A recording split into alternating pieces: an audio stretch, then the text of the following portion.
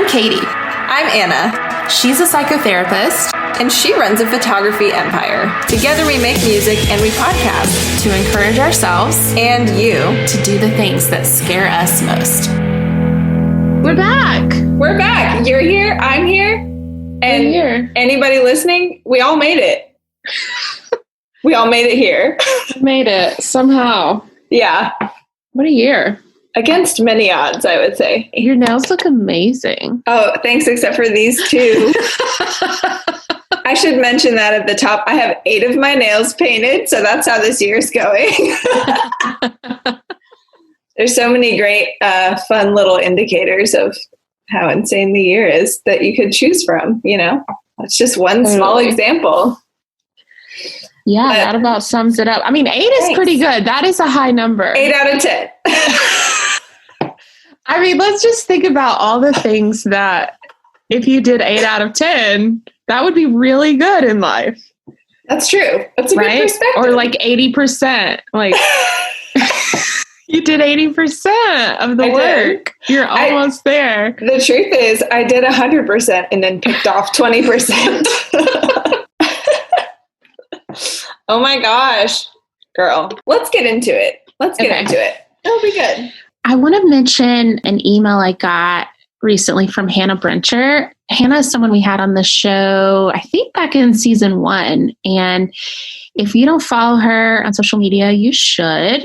Yes. And also, more specifically, she has a Monday morning email that is amazing. Like, this girl has done the work. She's done this email for, I think, over 5 years. She shows up every week, and more often than not, they're pep talks of some sort, and they're usually very timely. The one she sent out this past week, I just loved, and I wanted to highlight it a little bit. She titled it "A Time to Keep Silence," and it's based on Ecclesiastes 3, that everything has its season.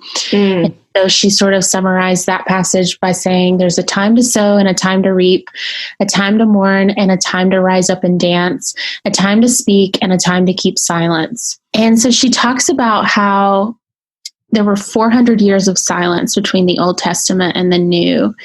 And sometimes it's like we have so many distractions in our life and we're never stopping to like process and to think.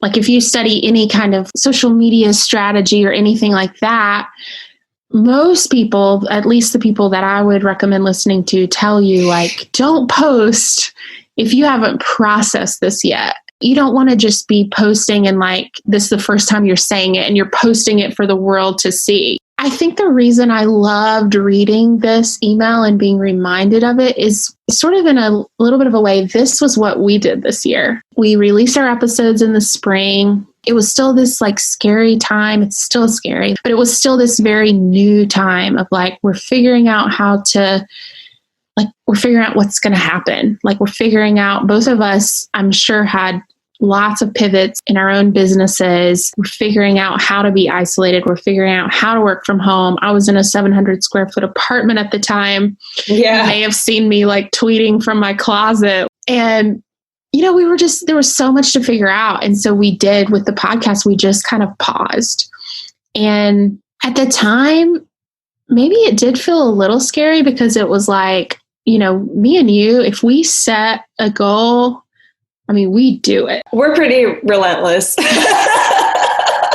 Right. To our own demise at times. Yes, yeah. Exactly. It's true. It's true. And yes, sometimes those deadlines get pushed back and we talk about that and we pat ourselves on the back because we're like, yes, we're allowed to change, you know? Yeah. But I think this was a little bit different for us where we were just like, we don't have another plan. We're just going to hit pause and process some life and see what happens. And I'm really proud of us for doing that, because even in the fall, like when we would have been starting season 3, I think we both just kind of had an honest conversation and we were like, neither of us feel ready to do this. You know? Like it's not the right time yet. Yeah. And so it feels really good that we gave ourselves that freedom. And I'm sure this could be applicable to other people's scenarios in some way, like for sure. So, you know, hopefully nobody out there is kicking themselves if they're if they didn't accomplish their 2020 goals or whatever, because listen, none of us did. Yeah. This year did not go the way anybody planned. And I know we're all sick of hearing about that, but really the thing to remember is it's still okay to have those dreams. And even if you had to press pause, or you're still in a pause and you're like, I don't know when I could ever find time for this again. You know, I had to go back and take this job. I'm like doing Instacart to pay the bills. That's all okay. It's actually very commendable because you are in survival mode and those dreams are still going to be there at the end of this. Your dreams don't have to die when you go into survival mode. Like maybe they hibernate a little, but that's reasonable. And you can still hang on to those with a whole heart, even if you can't do anything about it right now. I've experienced that, you know, for different large chunks of this year. And I'm definitely looking forward to 2021 and getting excited and hoping and looking at those dreams that I'm still hanging on to. I'm closer to jumping back in than I was yesterday. And that's really powerful, I think, to intentionally hang on to those and not kind of let your fear creep in that maybe it's over. Well, and I think, you know, we talk a lot about curiosity and just figuring out the next step. And it's like, that's still totally applicable here because it's like, nobody knows what January is going to look like. Nobody knows what next year is going to look like. Right. Nobody knows if we can freaking leave the country ever again. Right. I don't know if you've heard this word before, but I've heard that this has all been called unprecedented. Like we have to say it at least once in the episode. Unprecedented. I can really go for some precedented times right now. Hilarious. So very precedented. Yeah. Like, let's just have a really good precedented new year. Let's do that. Actually, what I wrote on some of my Christmas cards this year was, here's hoping 2021 isn't a total dumpster fire. It's like sometimes you just, you know, you lower your standards a bit and it's like, maybe we can just get through this. Yeah, it's like not a dumpster fire. Awesome. That's all I'm asking, really. Totally. Yeah. Another one of the guests we had on the show back in the spring, and it was right when quarantine had started, was Mary Hyatt. Yes, Queen Mary Hyatt. She is brilliant. And I actually got to do like a in-person goal setting workshop with her last week.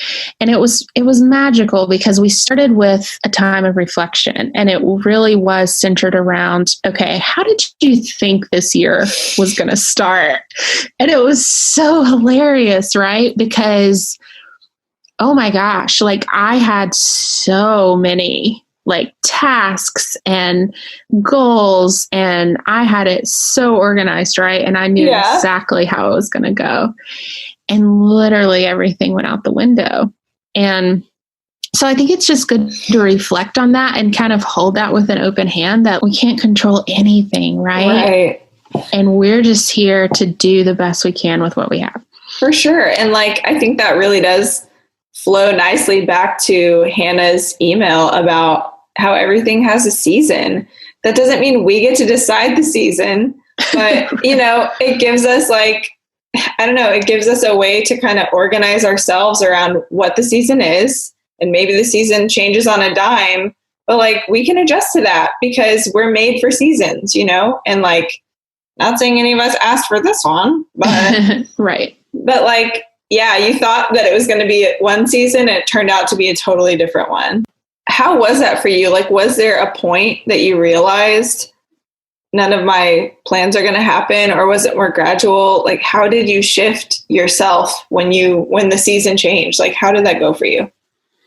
That's a good question. I think it's so funny. I was talking with a friend about this the other day about how in the beginning of quarantine, I was loving life because I'm a pretty hardcore introvert. Yeah. And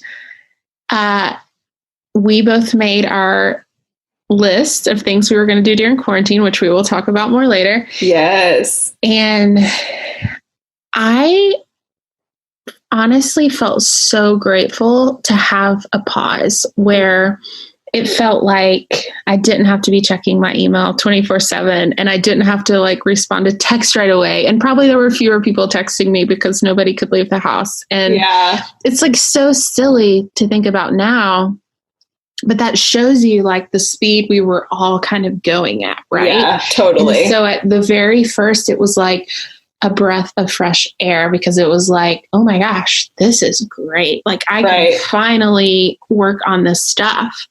And then so that's how it started. That's how it started. And how's it going? Oh my gosh. There's like, if I sat here and said all the things that went wrong this year, like, first of all, it would be hours. Literally, even just making the list. It would be insane. And I just don't even want to go there because I know it's true of all of us, right? Like there's so much. That's why it's like, everybody's like, of course it's 2020. Of course. Yeah. There's like killer bees. Of course, you know, right. It's like, you cannot make this up. But so things started getting a little hectic. I was without a home for a while. That's a long story. And then, tragedy struck and my mother-in-law got sick and she was in the hospital and we couldn't be there because of COVID, but we were like trying to be close, you know, in the same city, which is not the city we live in. And it was just like changing every day, like literally. And I think, and, you know, there was a little bit of deja vu because literally last year, my father-in-law died of cancer and it was very quick and very fast in the same months of the year. And it was just like, okay, wait, this was supposed to be the year that we got to get back to normal and like make all this stuff happen, you know? Right. So there was a little bit of that. I'm sure a lot of people are feeling that of like, not just like an actual loss of a person, but like loss of their normal routine and like what they feel like is their life and their right to have, you know? So there was that and just feeling like I literally have no control over what's going on. So I think for me, the first thing I did was I kind of paused on social media. I didn't do it lightly because I do believe in social media. I teach people how to use social media. I had spent a long time getting a system that worked for me, and I was really going to put a lot of effort into that this year. And it was just the first thing that felt natural to go. It was like, you know what? I haven't really spent this time on this myself. I haven't really checked in on all these things myself, or if I have, like, I'm not really in a place to share. Like there was a lot of anger, there was a lot of sadness, there's a lot of frustration.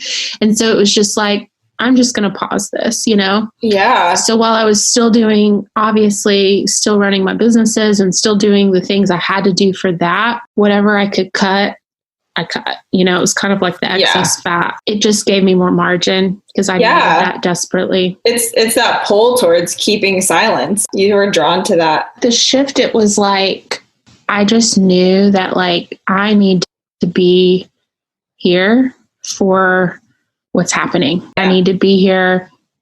If my husband needs me, I need to be here. If my other family members need me. Kind of in that moment, nothing else matters. And I think in a lot of ways, and I'm sure again that this is relatable to other people in this year, but it's like, I think it has helped me understand what is important and what's not as important. And while I still have, you know, lots of goals I'm going after, and I'm not going to give those up, I totally struggle with perfectionism. And execution has been hard in the past because it's like, okay, I want to sit with this until I feel like it is absolutely perfect. And I'm not going to show it to anybody until it is. And I think this year has taught me that not only is life short, which we knew, we get to choose how we spend our time and what we spend our time on. And maybe some of these things don't deserve that much time. Maybe it would be better to just do it. Yeah. And put it out there. Yeah. I feel like that's been so true that in a lot of ways, everything looks like a priority until something opens your eyes. Not. Yeah, until it's not. And you can see like, oh, actually, maybe that is more of a distraction. Or maybe it was a priority for a while, but now it's a distraction. Yeah. And you kind of like, cut through the dross and see like what kind of is at the center, like what's valuable, Yeah. Well, I think for me, the gift of this, if I can say it that way, is like, sure. It was like, okay, I have about this much like brain width, yeah. I've got a couple of things that I have to do. I have to show up for my clients.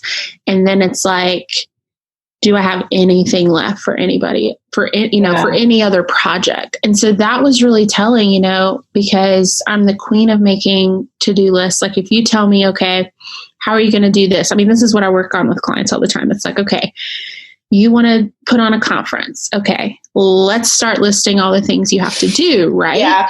But we all know that some of that stuff is just, it's busy work, and it's just, it's like ideal maybe, but it's like, yeah, can we accomplish this without doing 20 million steps in between?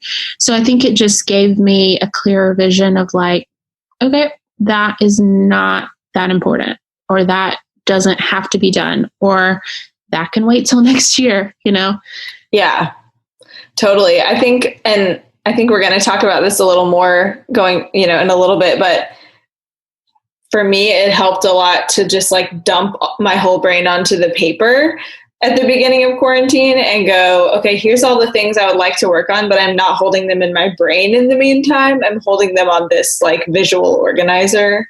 Yes. But because every day, has been overwhelming for the most part. Like each and every day has its own overwhelming set of things. And actually, to harken back to another one of our absolutely beloved podcast guests, Meg Kissick, she told me at some point during this year, we were talking and she advised me to pick, or actually this may have been on the Daily Pep, it may have been on one of her podcasts, but she said nonetheless in some way that just pick your top 3 things that day that absolutely must get done no matter what. And just like focus on those. And the rest of the stuff, like if it doesn't have to happen today, don't even like put it on the list for today. And that sounds very simple, but that was a really new thing for me because I'm relentless like you are, as I mentioned. And my to-do lists are usually very detailed and humanly impossible to do in a day. So yeah, no, it's a constant rollover, That's really good advice. Donald Miller actually teaches that. When he was back in the day, when he was like writing full time, he ran into a bit of, writer's block. And so his way of, I don't know if you would call it procrastinating or dealing with that, is he kind of dove into studying the brain and studying like why we get stuck on things. And so that research determined, actually we can really only kind of focus on 3 big things a day. And so he made this like daily planner. I used it for years where it's like 3 big things. And then you have these little things that, are just going to take a second, Yeah. And you can put those there and that's nice. Okay. So tell me though, I loved what you said about getting it all on paper so that it doesn't have to live in your brain. I'm a huge fan of that.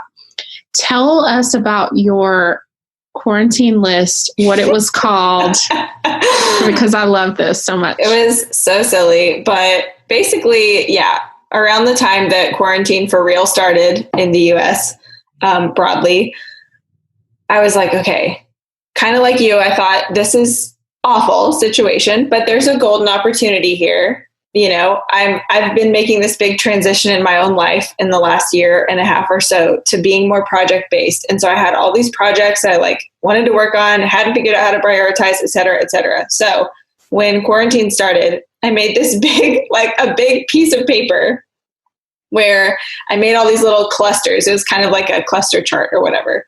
but it was called YOQUO, which stands for You Only Quarantine Once, hopefully. And I did put that H in parentheses. And as it turns out, we kind of don't only quarantine once. So that was pretty weirdly prophetic.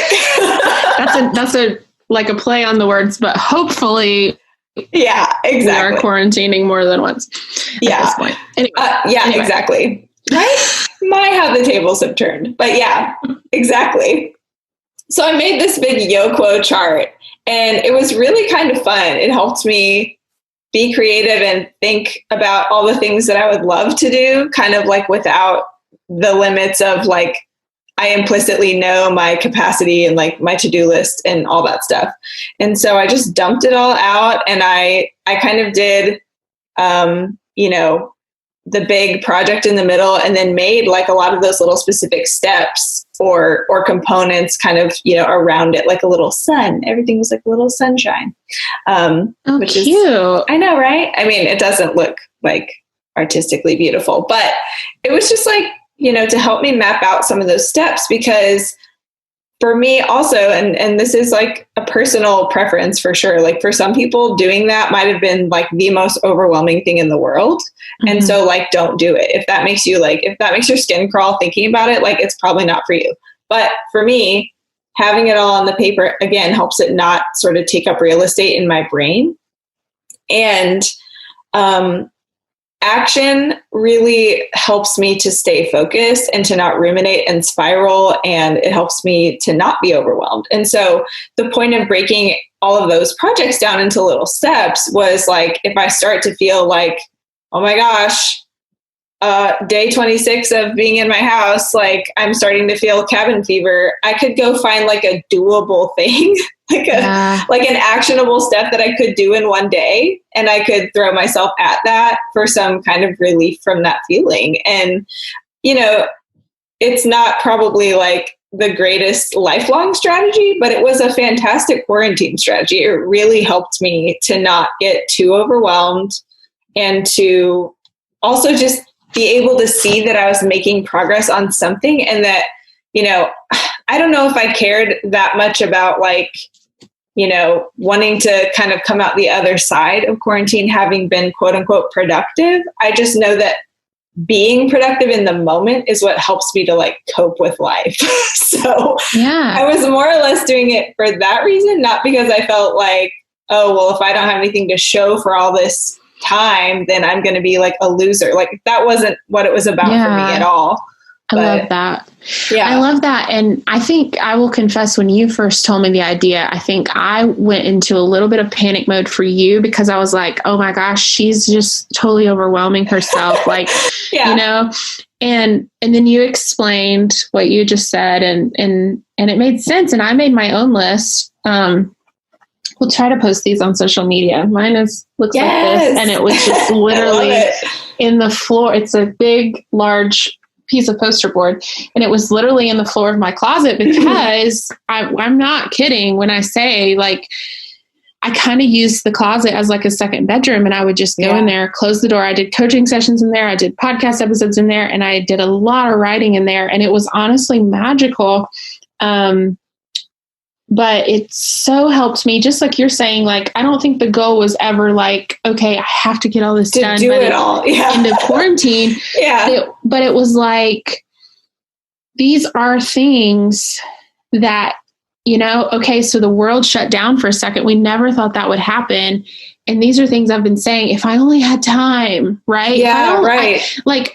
If I say something that's on your list, like, I'm not being judgmental, but for me, like, it was never like, oh my gosh, if I only had time to bake some bread, or if I only had time to like learn how to make a candle, and if those are your goals, awesome. I have different goals. And so it was like, I don't want to, what I'm trying to say is I don't want to replace it with like, oh my gosh, I want to watch every show on Netflix. Like, I've just been dying to do that, Yeah. And don't get me wrong, I watched a hell of an amount of shows on Netflix.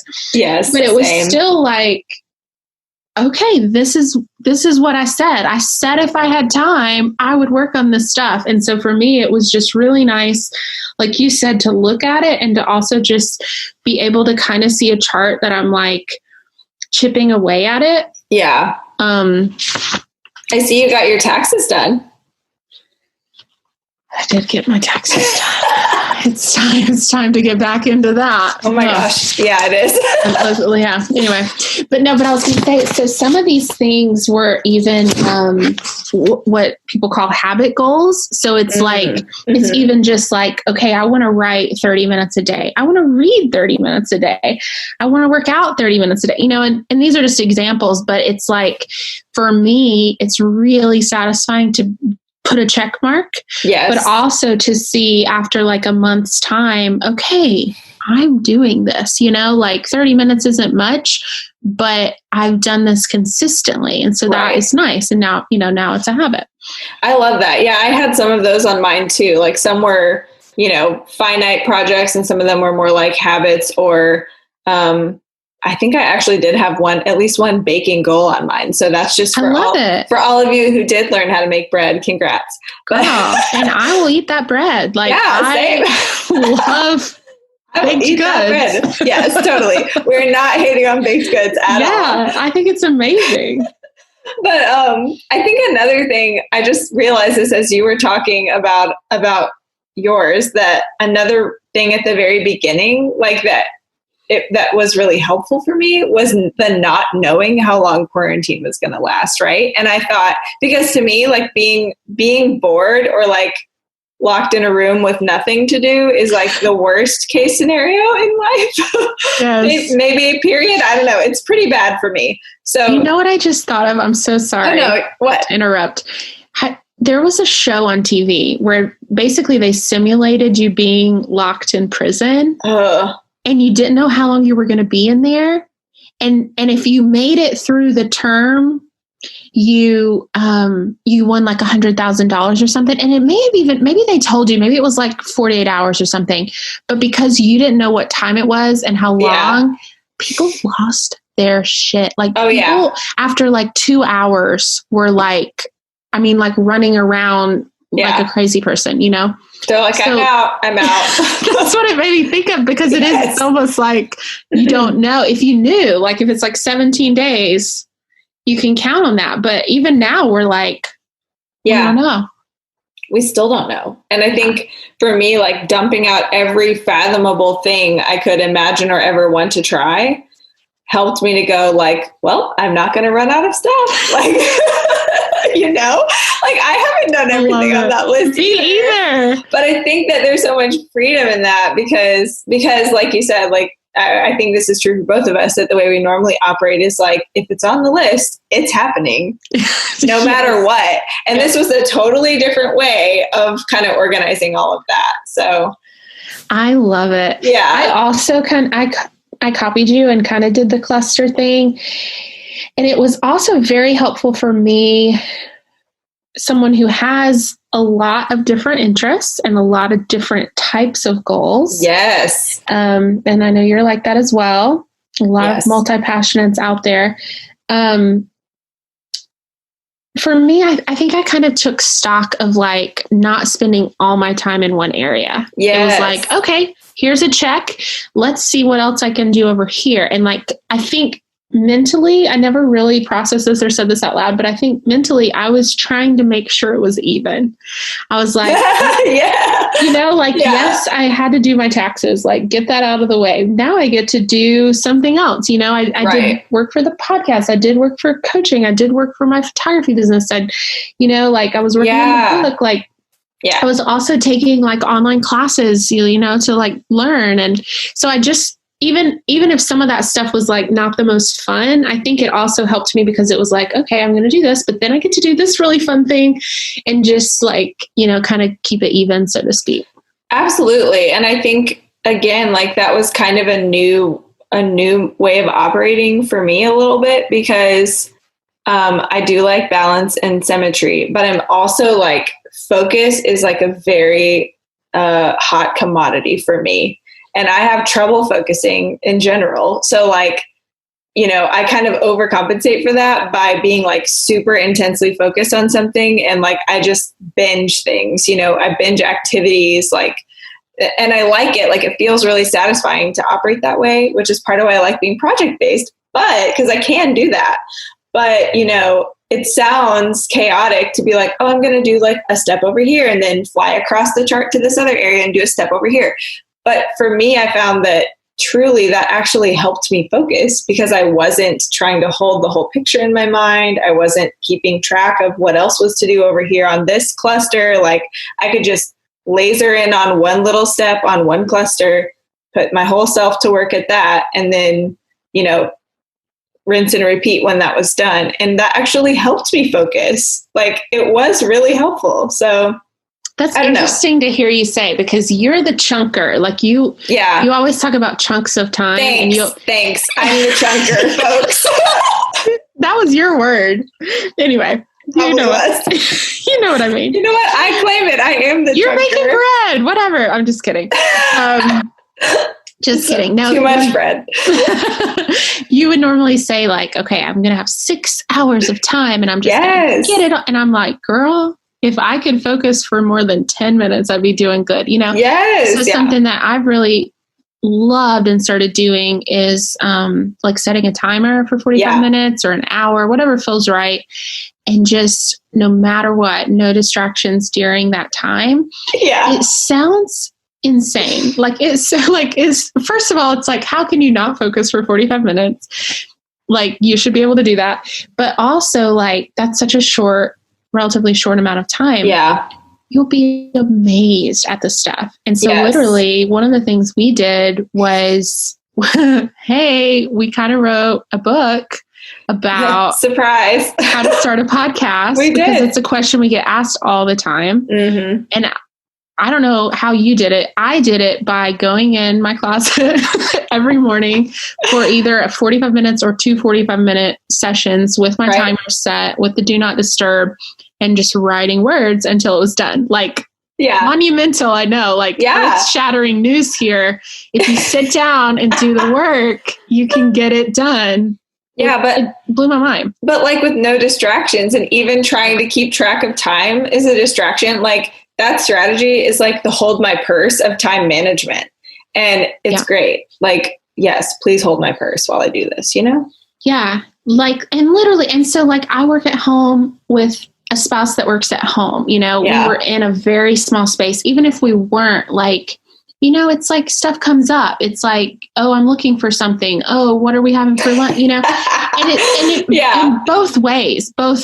And Dan can be working on music and I'll go in and ask him some stupid question and he's just looking at me like I'm in the middle of a masterpiece, Right. And so someone who I've struggled with boundaries. I struggle with saying no. I am a, hardcore people pleaser. It's really hard for me to say, I'm closing the door, especially if it's a proverbial door. Like I am. When there isn't even a physical door. We're pretending there's a door here. Yeah, right. And I'm working on this right now. And it's closed. Yeah. And again, it's not even about the other person. It's literally about having that boundary set for yourself. Right. And like knowing that this is the most important thing right now. Yeah. And again, helper, somebody needs me. What? Dr. Jerome, who was on our podcast. Yeah.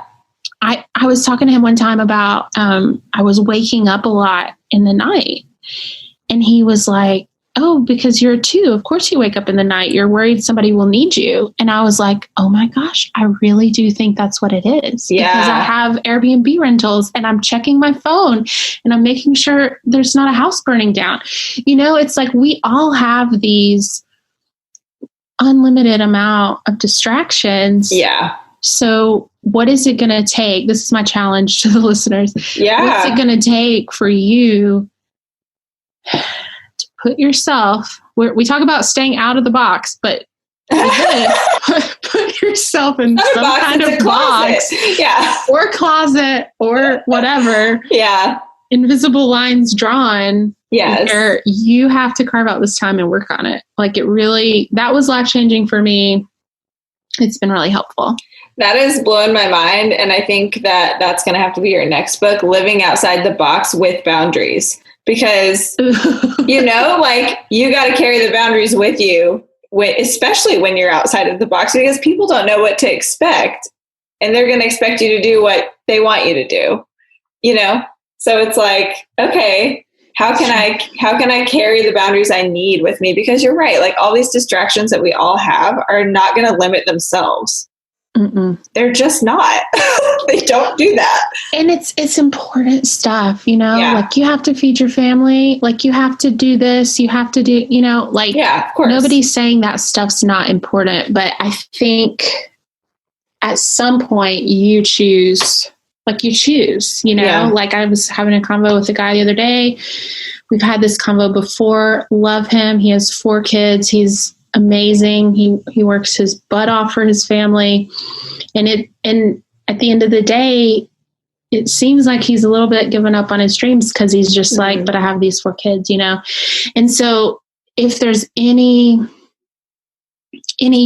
goal of these conversations, it's like, find a way to not lose yourself while you're doing the things you quote unquote have to do, know, like your kids are going to be better for it if they see you finding a way to pursue your dreams. Totally.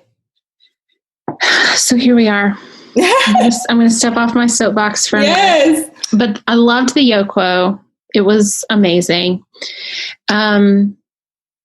We also wanted to kind of talk through, so if you're just joining us and you kind of don't know what's up, a little light conversation over here. Just casual. If you don't know like what we're about, what the first 2 seasons about, like how to dive in, where to start, we kind of wanted to have like a seasons 1 and 2 recap for you about that.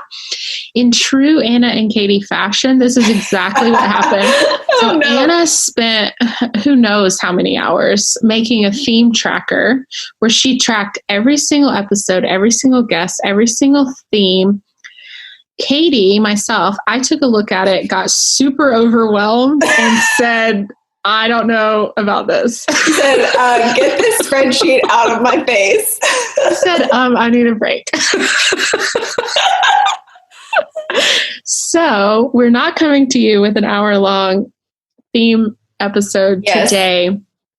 But we did, but it was still brilliant to see. I've looked over it many times. And a lot of the themes that we saw popping up were fear, creativity, vulnerability. People that have been longtime listeners of the show, they're not going to be surprised by that. Right. We try our best to interview a variety of people, not just musicians, not just artists of some type. We've had doctors on the show. We've had scientists. We've had entrepreneurs. We really try to get a lot of different perspectives all around the same topic. And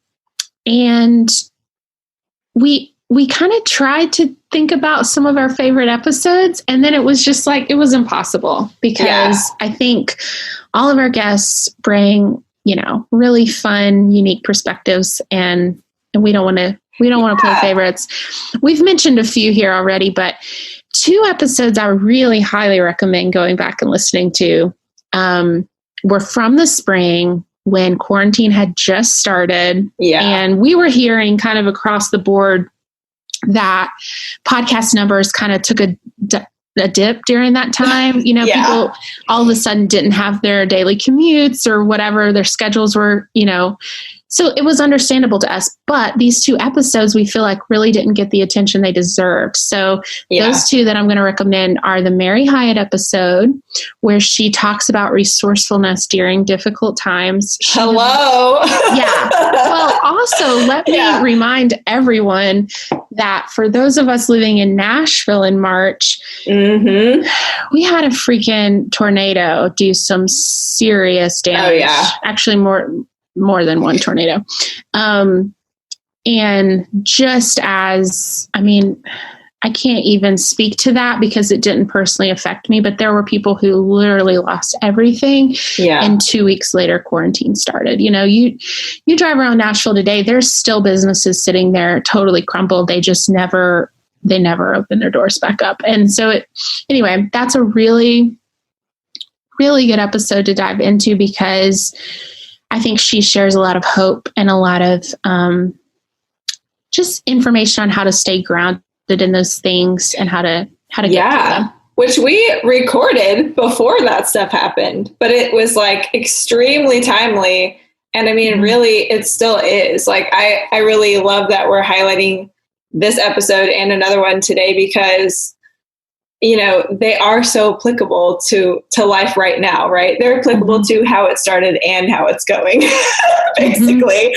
And, you know, even if you've heard them before, there's a very huge likelihood that you're going to learn something new if you re-listen to it. And especially just in the context that we're all in now. I mean, the world has changed like drastically and suddenly. And, you know, I am going to be going back and listening to our episodes that we recorded, you know, as this new year starting, because I want that to help me keep my dreams alive. And I mean, I can't even tell you, and I'm sure you agree, Katie, like it is so inspiring when we get to sit down and do these interviews with people. And I mean, there are just little things that still just like strike me and inspire me on a daily basis that I remember that they said out of their experience. And that gift really does keep on giving. So, I also highly recommend it. Somebody said that to me the other day. They were making the point that, you know, if you read a book more than once, think about that. How much do we forget the first time we read a book? How much are we going to relearn or notice for the first time? The second time we're going through it. And that really did make me stop and pause because, I'm not super likely to re-listen to a podcast or re-watch a TV show. But the thing is like you're constantly learning. You're constantly going to notice different things. So I just thought that was such a cool, interesting point. The other thing I wanted to say really quick, you guys, our listeners, we're sending in things, especially at the beginning of quarantine, that you were getting to try for the first time because circumstances had changed. And some of those were that you had lost your job or that you were currently out of work or whatever.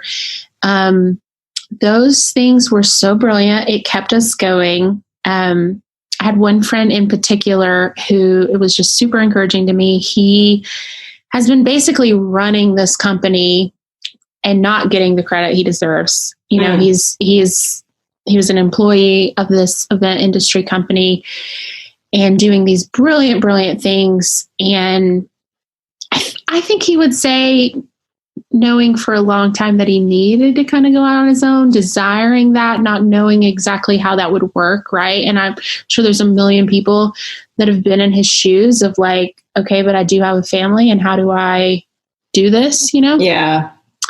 And because of the unfortunate circumstances, you know, the event industry arguably hit the hardest, right? Even more so than restaurants. Restaurants got to stay open for the most part in some capacity. My friends that put on events, they were gone. They were, you know, they have warehouses of millions of dollars of equipment and they had millions of dollars of contracts canceled, right? And with no end in sight, like even today, December 2020, they don't know when they're going to have another event. So his company essentially went under.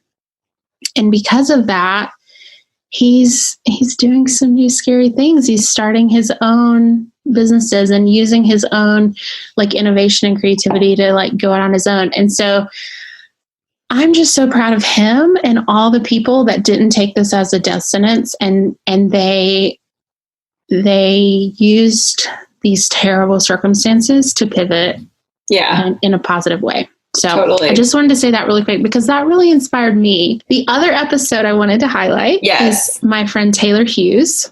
That episode, I don't want to play favorites, but maybe my favorite episode for no other reason than we had no edits. That was the first time ever. Oh my gosh, that's true. Remember that? Yes. We had no edits. We had no like lost blew our minds because it was just such a natural, amazing conversation. Taylor is a comedian / magician. Yes, he was totally somebody who lost all of his contracts. He lives in LA with his family. It is not cheap to live out there. And oh my gosh, did he pivot? Like he's doing online events. He's educating online. He has a podcast called Chasing Wonder, and I just love everything he's about. So yeah, highly, highly recommend going back and revisiting that episode because it was a lot of fun. Also, you may be going and listening to those 2 episodes for the first time. You may be re-listening.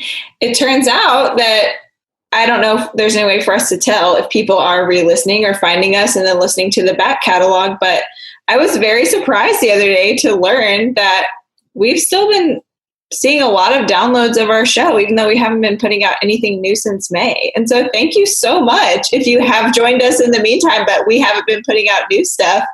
Or if you've been re-listening. I mean, again, there's just so many nuggets that you can't possibly capture all of it in one pass.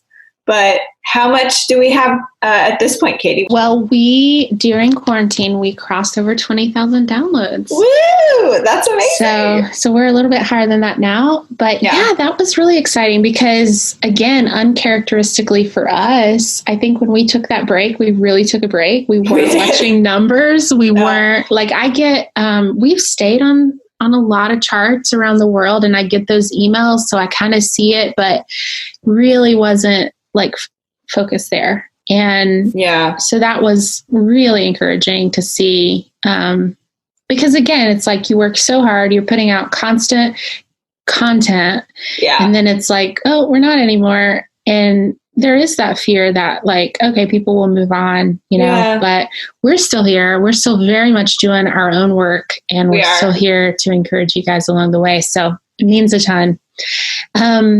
Anna, I would love for you to tell us about your exciting tiny little project you've released on Amazon. Oh, y'all.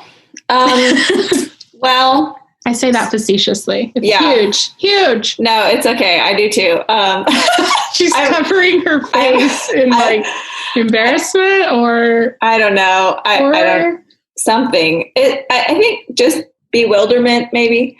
But so something I actually did not set out to do as a New Year's resolution or anything like that, just sort of happened earlier this year. I mean, it took a lot of hard work, but back in maybe January and February-ish, I started writing a book about my business, which if you have been with us, you've heard a little of the story, but I closed my private therapy practice last year, over a year ago now, which is totally bananas, to transition to doing my eBay store online for my full-time income so that I could be more project-based and do a lot of creative projects that I just couldn't do when I was running a practice. So anyway, I wrote a book about the eBay store. And so it's called Miscellaneous by Anna Packer, which is me. How awkward can I be is the question. Thank you. And it is available on Amazon and on eBay, actually, because that's super meta and I had to. But it is really kind of nuts and bolts of how I actually run my store, because I get that question a lot. I have a lot of conversations with people who are just curious about it, even if they have no intention of starting an eBay store. It's just kind of interesting that you can even do this at all. And I totally agree. I was totally shocked when I first found out about how to do it. So I wrote, kind of some nuts and bolts about how I actually run my store. But I also talk about the bigger picture life stuff of why did I start that in the first place? And why did I transition to it full time? And how does that all work? And there's a lot of stuff involved in that too. So it's personal. It's a very personal book, but it does have a lot of practical kind of example of how I actually do it, because people are interested in both sides of that. So yes. Yeah. I'm so proud. That's what it is. It's amazing. I'm currently reading it right now. Okay. Yeah, I would say there's definitely something for everybody in there, even if you don't necessarily want to start an eBay store. So yeah, totally. Love it so much. And Anna, you had mentioned that you would be okay with maybe giving away a signed copy of that to one of our listeners. Absolutely. I've been practicing my autograph just for this moment. Yeah. Love it. No, but I'd love to give one away. Sounds great. Okay. So what I was thinking is, just, something a little special for our actual listeners, Yes. not just people who maybe see us online or whatever. Yeah. So if you've listened to this podcast and you share it somehow, so that could be even like emailing a friend and saying, hey, I think you'd like this podcast, or, share it on Instagram, whatever, just send us a little screenshot that you've done that. Yeah. And then in a couple weeks, we'll be choosing a winner randomly, and we'll get that sent your way. Totally. You can start your new year with a new book for free. Love it. Hooray. I love also, it. Katie sends the best mail. So if we ever do any giveaway, you want to win it. I'm just saying. Just for the mail quality alone. It's so good. That's really sweet. I love that you said this wasn't something you set out to do this year. Yeah. It was really fun to watch you, because you started with an outline and you wrote it and you did it, and you had some great help editing it, and you released it. Totally. And that was really cool to watch. You are a data queen. So there are like charts in this. Anna's so good at documenting her time and like how much is spent here and there. So it's perfect. So if you are trying to do an eBay business and you want some actual data, it's in there. So totally. Really cool.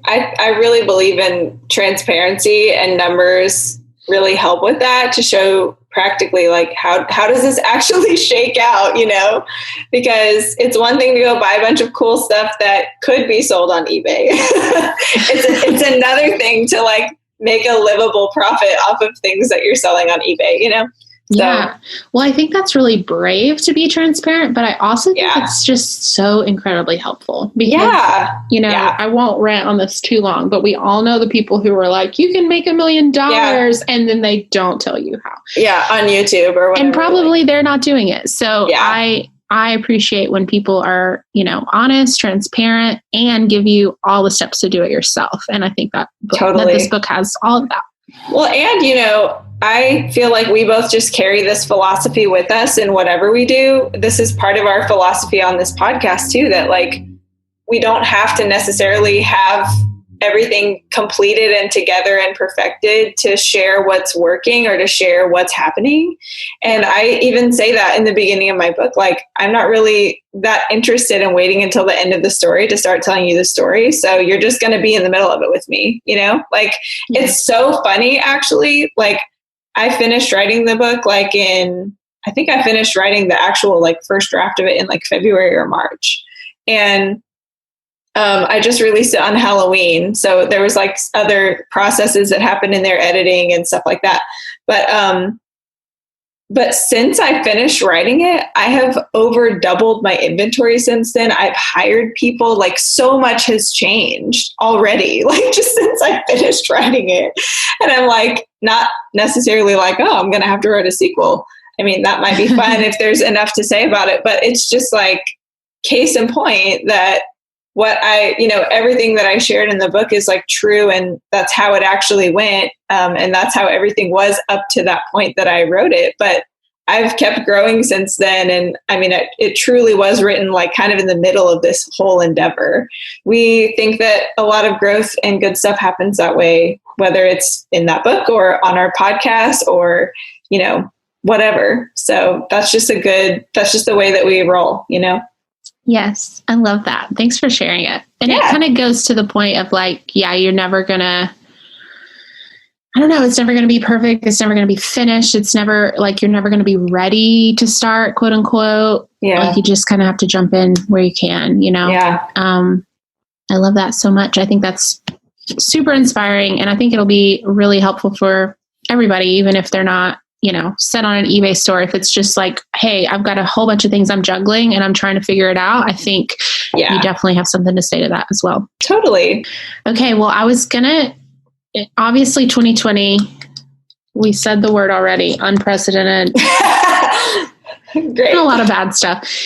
I wanted to ask you, what are a couple of good things that have come out of this year for you? Great question. I turned 30. Woo! So that's pretty cool. I really like 30. I don't know if there's a lot of 30 haters out there, but It's great. Don't be pretty afraid. Magical. Yeah, 30 is great. I would go back. I would do it again. Great.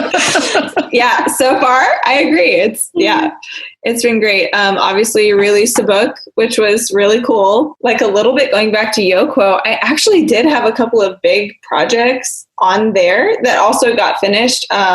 One project that had been going on for a long time. I'm not sure if I've even mentioned this on the podcast before, but I had started the process like at this point years ago of developing a mental health curriculum for a girls' home in Thailand. And I finished that curriculum during this year. Yeah. And so it's like the next step is for it to be translated and start being used, which is so exciting and cool. That's and amazing. I love that I got to use my mental health background to do something like that. That's going to help people have a better quality of life. I mean, that project was really awesome and I'm really glad that I finished it. Yeah, that's huge. But I think there are, these kind of specific finite things I could point to that are, oh, this was a good thing that happened.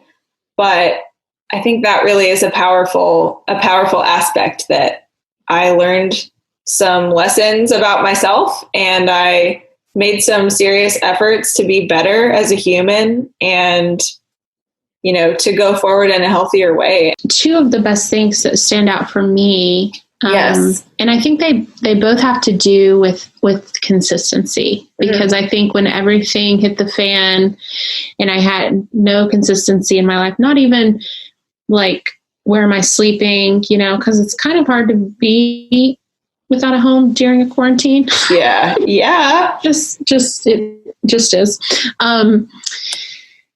But so two things I'm really proud of. I did a book club podcast series with Meg. Yes. On her podcast that's called Courage Makers. And if you don't already listen to both of her podcasts, you mentioned the other one earlier, Daily Pep. The Daily Pep. I love it. I'm a Daily Pepper all the way.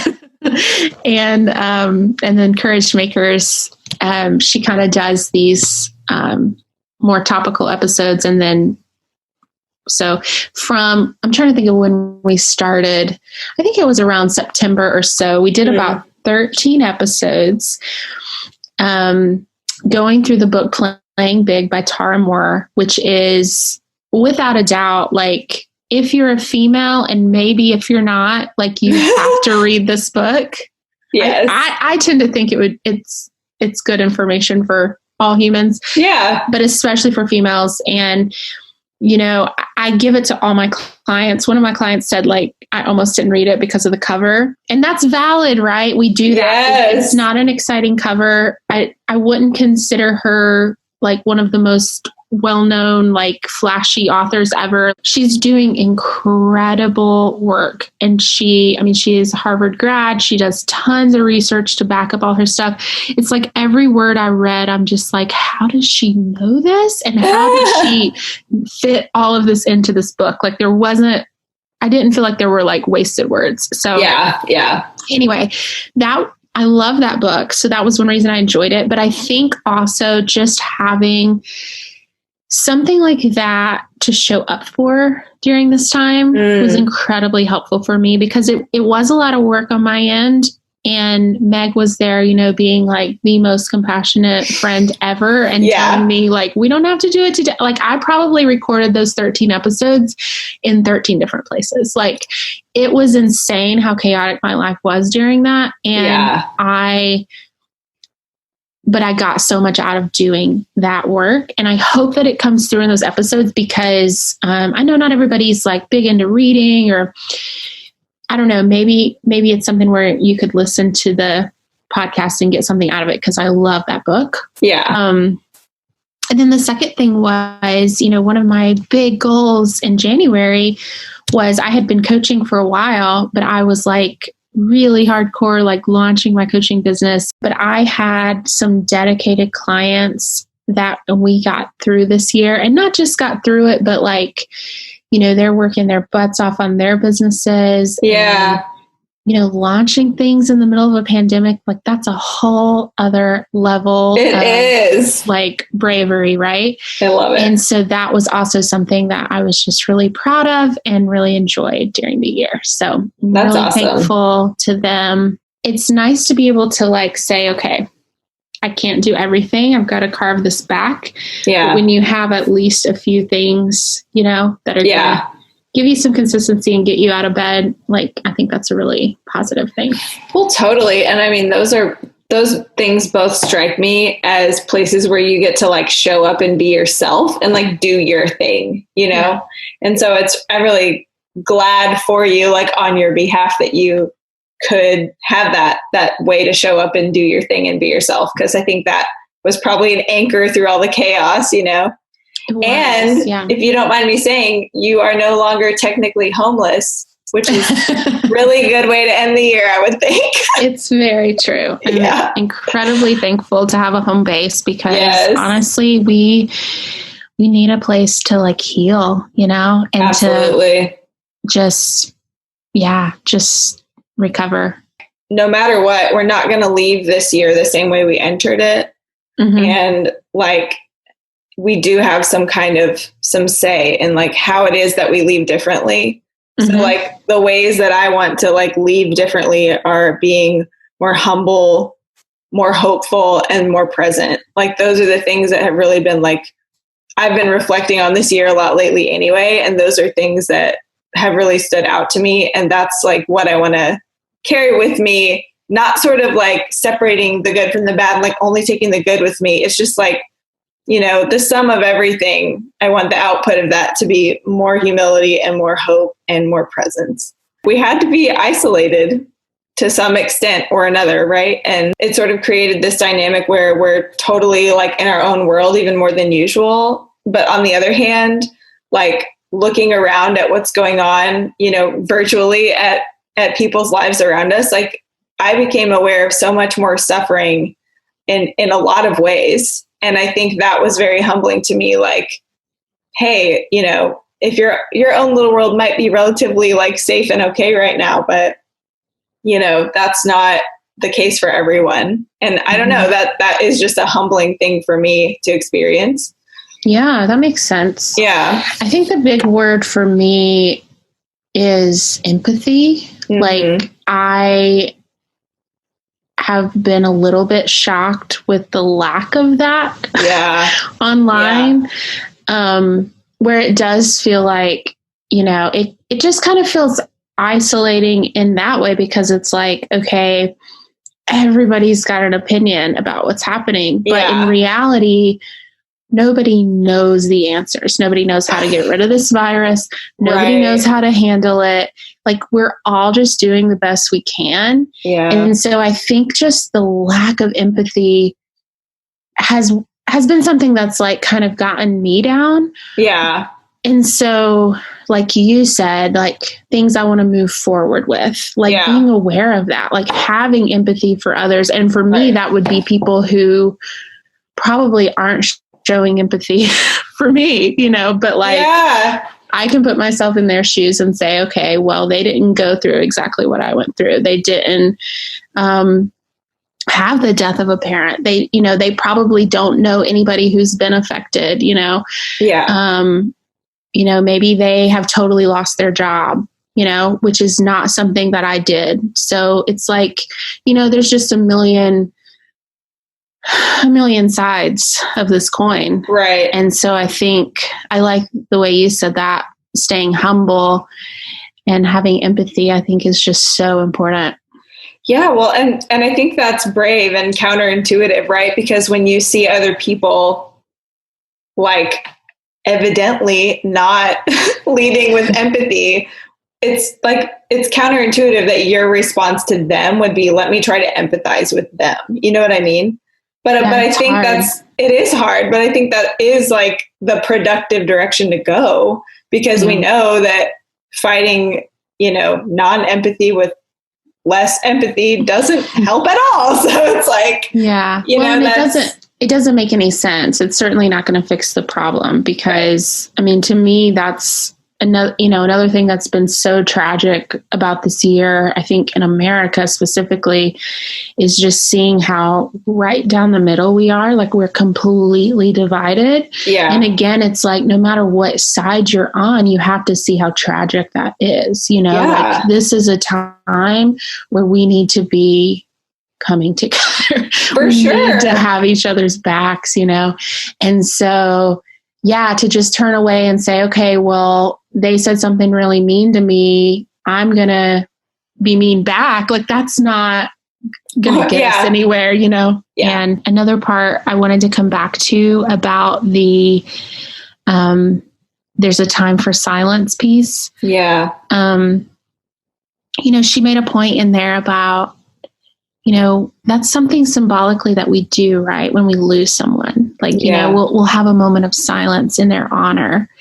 And I just think that's such a beautiful illustration because we have all lost this year. Like we just have, a lot of us have lost family members.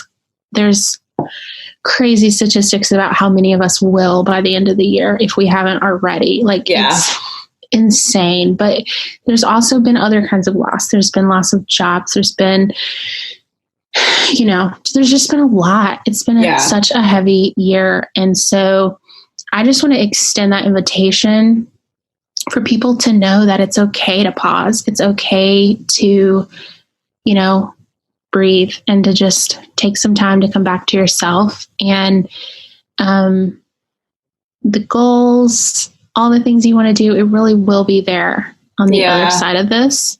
And we're going to be there as well. We are. And we're cheering you on already. So yeah, we still are. We're still cheering. We are cheering. Also, I've kind of hesitated on whether to bring this up or not. I know that suicide statistics are on the rise, and I really wish I could say that I don't know anyone that's been affected by that this year, but that wouldn't be true. And so when I say that you're not alone, that's kind of where I'm coming from. We can throw around terms all the time, like we're all in this together and we're cheering you on. And they might sound a little too good to be true at times. But the truth is that if you're in a place where you don't feel like you know anybody that's going through what you've gone through, or that, nobody cares, we're extending that invitation from this podcast, reach out to us. Because I can promise you, you're not alone. And we would love to, somehow connect or get you connected with like-minded people who can go through this with you. Yeah, I think that can't be emphasized enough, that there literally are real life, actual people who care about you and who care about you being alive. And we care about what you're here on this earth to do. We care about who you are. We care about your pain. And we're not just saying that. We're real people who actually care. And if you're looking for that, or you're feeling the absence of that, here is your absolute flag in the ground that those people do exist. Totally. So how it started versus how it's going. Yes. I feel okay about it. Yeah. That wasn't convincing. Mine or yours? You're like, yeah. I'm like, yeah. Yeah. Just kidding. It's not all good or all bad. It's such a mixed bag, but I think that we can go ahead and we can leave a different way than we came. And that can be a good progressive thing. Totally. And it's we are different now. Mm-hmm. How could we not be? Right. And the gift is being able to take all of that, those experiences, that information, and move forward with it stronger, braver, wiser. Sure. And so, that would be my hope for us and for everybody else out there, because the new year's coming, whether we're ready for it or not. It sure is. And And like you said, we're coming back too. This is not our official like season 3 or anything like that, but we're around, we're here, reach out to us, and we will be back with some kind of regularity at some point, and we will let you know when we know more. Yes. We'll see you on the flip side. Thanks for joining us today on the Doing Scary Things podcast. If you liked today's episode, please subscribe so you never miss one, leave a review, and share it with a friend. I appreciate the compliment and cut. Anyway.